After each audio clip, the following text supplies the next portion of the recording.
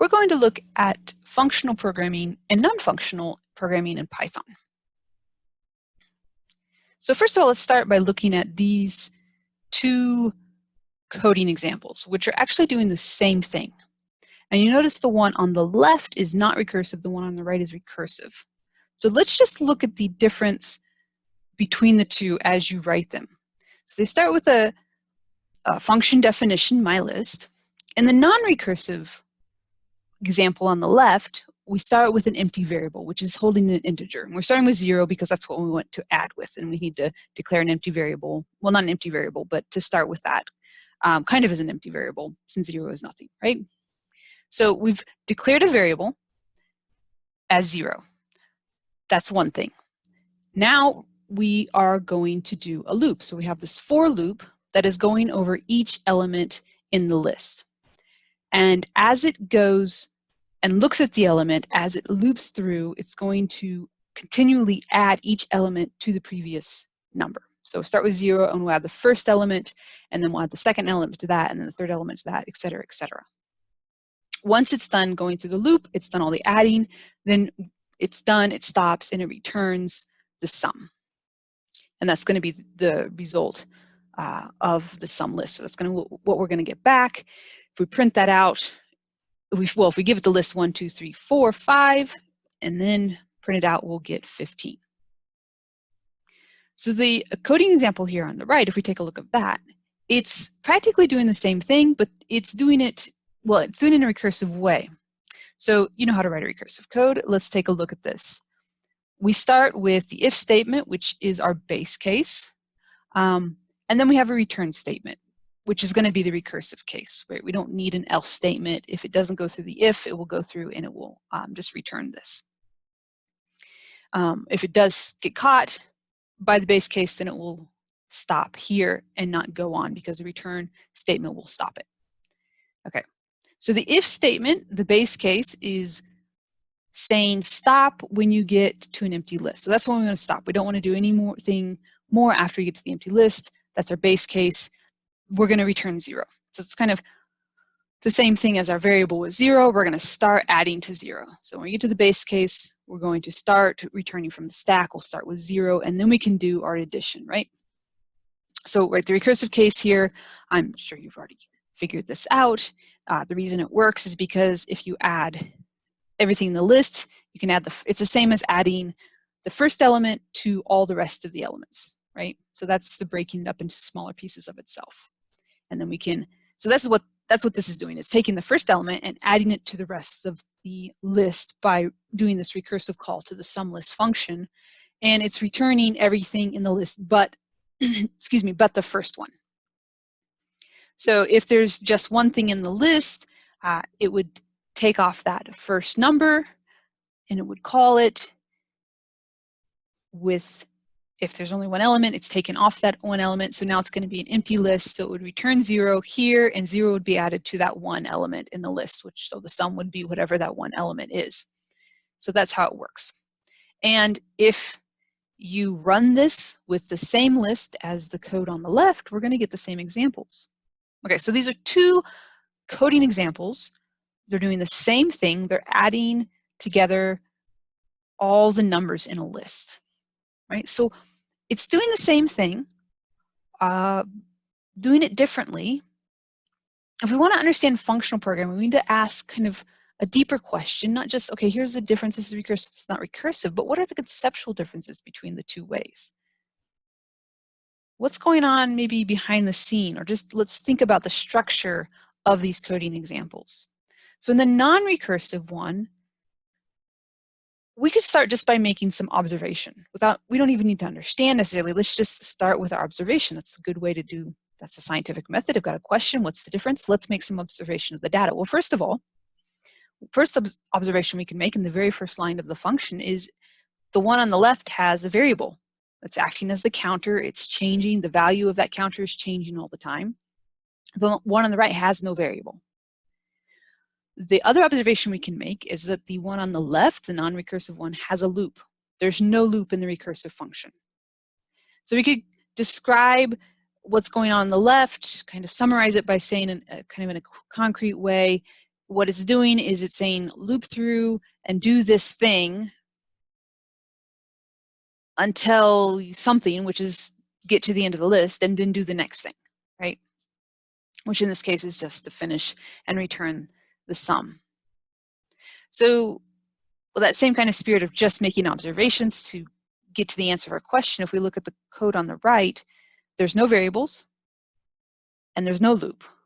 And what's happening, well, we know what's happening if we can explain what's going on just looking at it, as we know because we've already tried to work with recursion. Just trying to figure out what's going on by looking at the code is more difficult because what's happening is more abstract. Right? Things are going on behind the scenes that aren't really spelled out line by line as it is in the left-hand code. So what is functional programming? So we just had an example actually of two pieces of code. One is functional, one is not.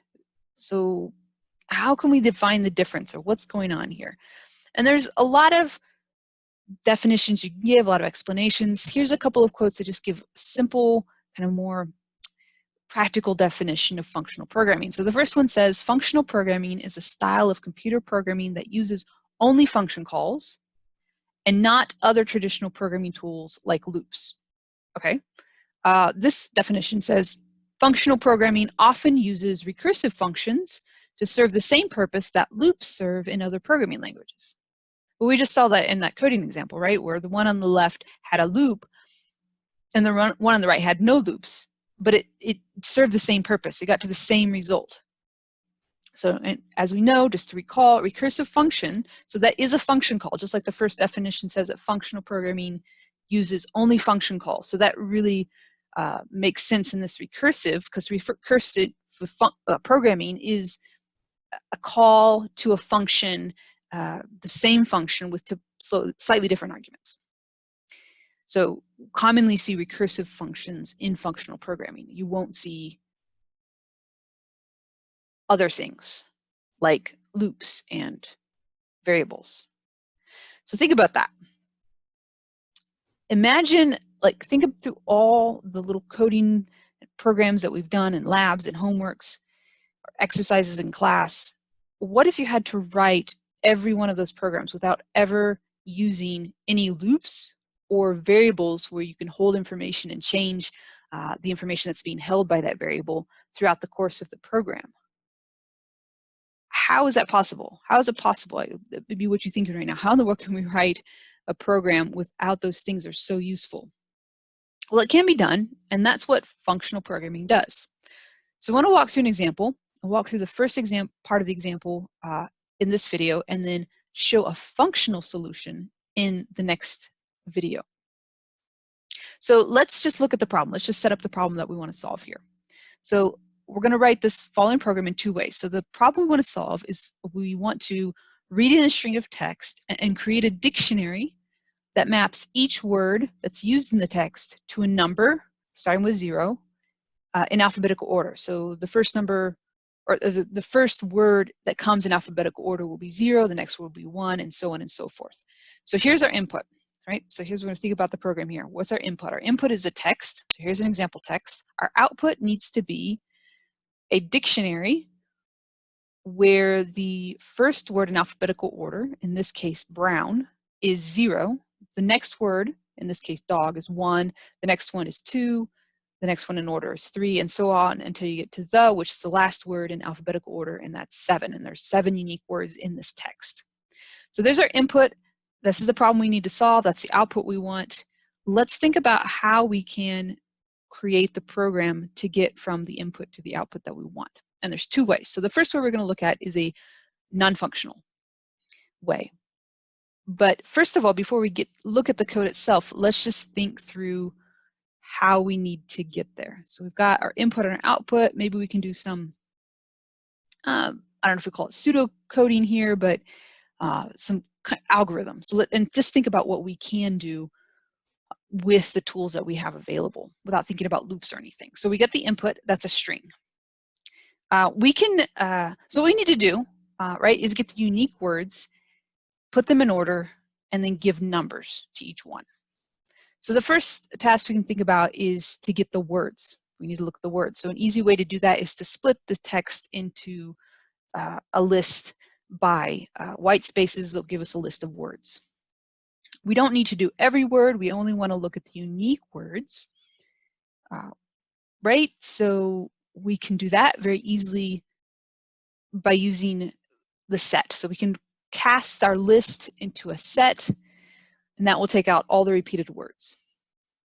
And then it would be easy to go from there to cast that back to a list, so it's a little bit easier to work with. That will allow us, for instance, to use our sort method very easily. That's going to put the words in alphabetical order. So we've gone from a string, we've gotten out our words that are easy, in an easy way to handle. We're going to loop through in a list. We've gotten out the unique words, put them in a list so we can then sort them easily. And from there, it should be fairly easy to create a dictionary and then think about how to make those numbers, right? We're just increasing the numbers. Now that we have it sorted, we just need to assign them to a number that's increasing as we count, or as we go through the words. Not as we count them, because we're not counting words, right? It's just alphabetical order. Okay. So that's the parts that we have. Those are the data structures we have. We can use those. Let's think about how to get there. Let's look at this code right here. This is one solution for how to get to where we need to go. And it uses all of those elements. So we start with our text, our input text.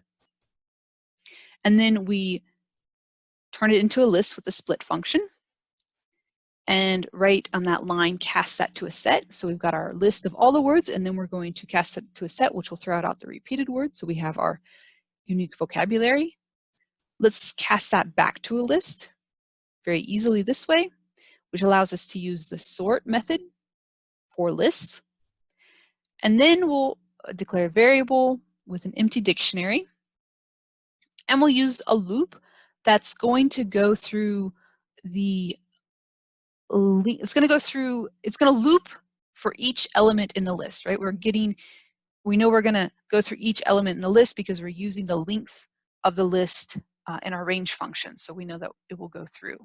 And we're using the numbers that's going to be produced by the range function to index into the list right here. So vocabulary list indexed with I. And we're using this as a key, and we're creating a key in our dictionary by using the element that's going to be pulled out with that indexing number in the list and putting it into the dictionary with our square bracket notation, and then assigning it to a value, which is going to be our number, which of course is going to start with 0 for the first one. And since our list is sorted, that will be the correct one. The second one will be 1, and so on and so forth. So this is one way to get our solution that we want. This is probably the way you would have set out doing it based on how we've been learning to code in this class. It is not a functional solution. So we'll look in another video at another way to solve this without using variables, right? So in this particular solution, how many variables have we used? 1, 2, 3, at least 4, if we count that one. And we have a loop. So how do we solve this without variables, without loops? Think about that for a moment.